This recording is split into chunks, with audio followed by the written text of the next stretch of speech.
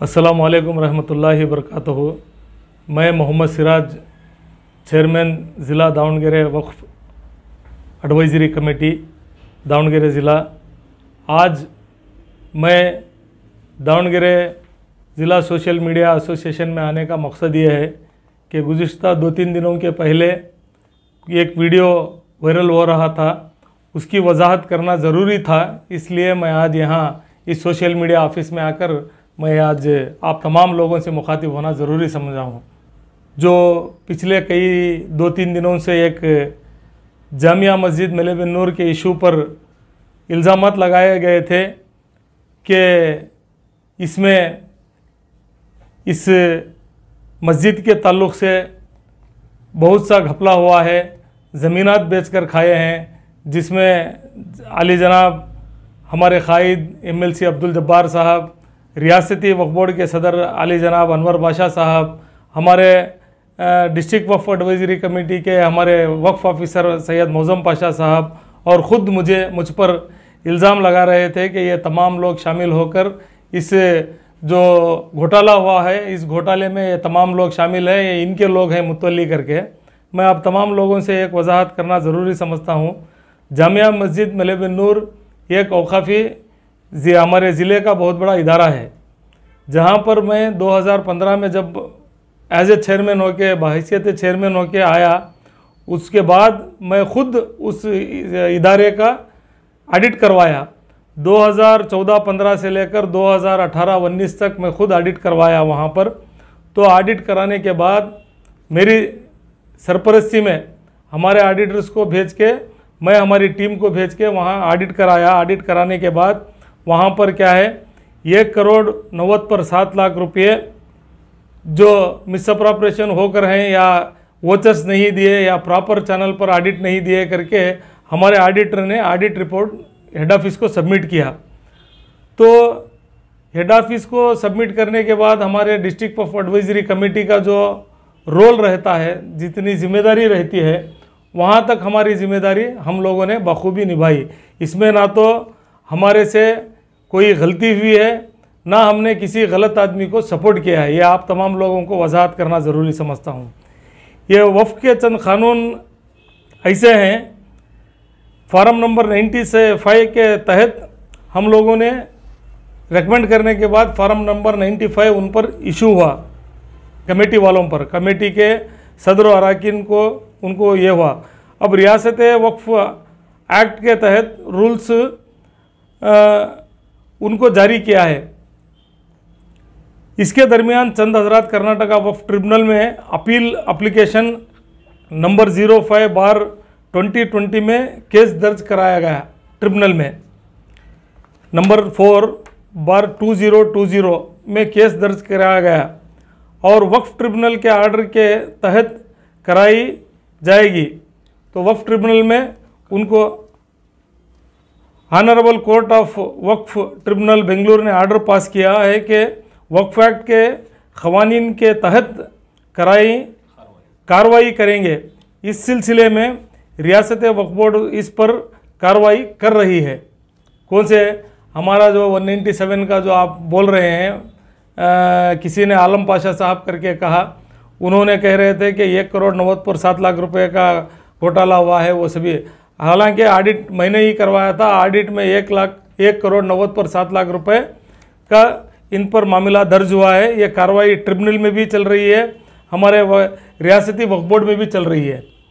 इसके तहत एक वजाहत करना चाहता हूँ कि रियासत के वक्फ बोर्ड के चेयरमैन अनवर बादशाह हो या हमारे जब्बार साहब हो या और कोई मैं हो, हमारे वक्फ ऑफिसर हो, इसमें कोई हमारी मुदाखलत नहीं है।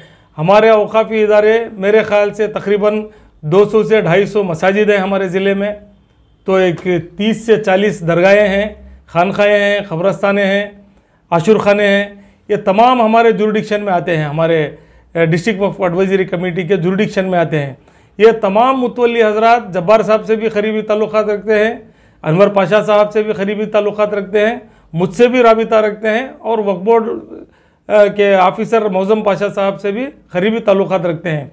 ऐसा नहीं कि हमारे किसी मुतल्ली से बैर है, किसी मुतल्ली से दोस्ती है। हम दोस्ती में हम अल्लाह और अल्लाह के रसूल को डरकर यहाँ काम करने के लिए आए हैं। किसी दुनियादारी के लोगों से डरकर काम करने की हमें ज़रूरत भी नहीं है।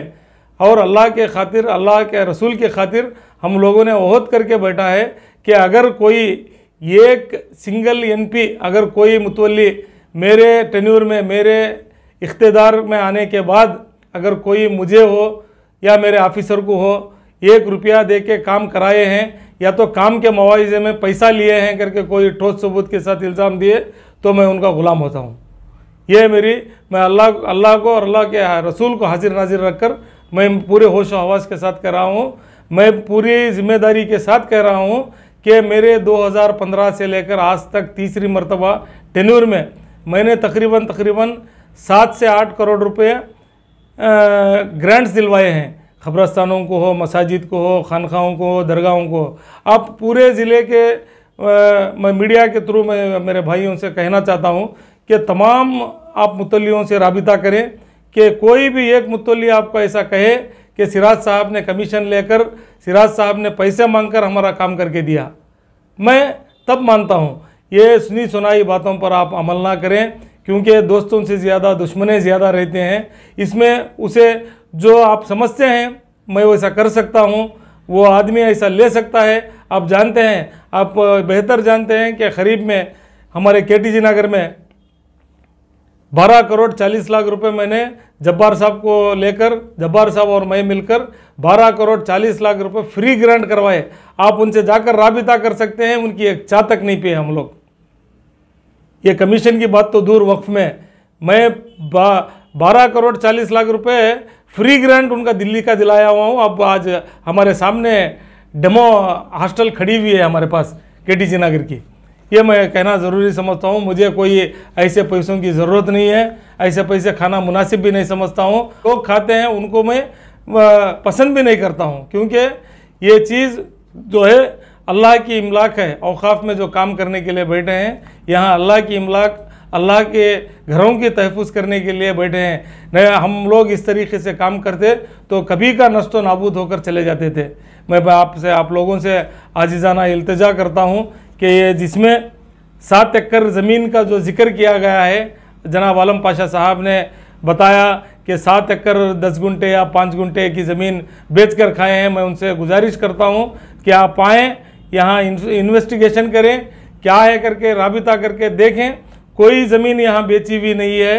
ये जामिया मस्जिद की 22 एकड़ ज़मीन है जो कल्टिवेटेड लैंड है, उसको सालाना हम लोग बाकायदा वक्फ एक्ट के तहत, वक्फ रूल्स के तहत जो जिस तरीके से हराज करके देना है उस तरीके से ओपन हराज करके वो लोगों को दिया जाता है। उसकी आमदनी जो होती है इस तकरीबन 50 पर 4 लाख सालाना इसकी आमदनी है इस इदारे की, इस मस्जिद की। तो आप कभी भी आकर देख सकते हैं।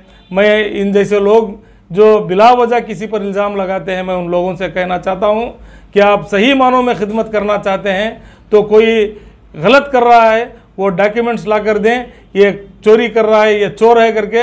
अल्हम्दुलिल्लाह वो मेरे खुद वालिद क्यों ना हो, मेरे खुद बच्चे क्यों ना हो, मेरे खून के रिश्तेदार क्यों ना हो, मैं उनके ऊपर एक्शन 100% लूँगा। अगर मैं गलत रहा तो मेरे गलपट्टी पकड़कर आप कभी भी पूछ सकते हैं। ये इतनी वजाहत मैं करना ज़रूरी समझता था कि मैं और एक चीज़ आप लोगों के जहन में बोलना और कहना ज़रूरी समझता हूँ कि 2016 में जब सेंट्रल विजिलेंस वालों ने तमाम रियासत का एक सर्वे किया तो हमारे दावणगेरे डिस्ट्रिक्ट वक्फ एडवाइजरी कमेटी ऑफिस को नॉन करप्टिव ऑफिस इन कर्नाटका कर बोल के हमें विजिलेंस वालों ने दिल्ली से सर्टिफिकेट भी किया। ये अल्लाह की तरफ की इज़्ज़त है, ये कोई इंसानों की दी हुई इज़्ज़त नहीं है। मैं इसको बरकरार रखना चाहता हूँ। और कोई गैर ज़रूरी किसी पर इल्ज़ाम लगा रहे हैं, कोई भी गलत इल्ज़ाम लगा रहे हैं, आप सोच समझ कर लगाइए, क्योंकि आप सबूत के साथ कहें तो हम उसका मान कर चलेंगे।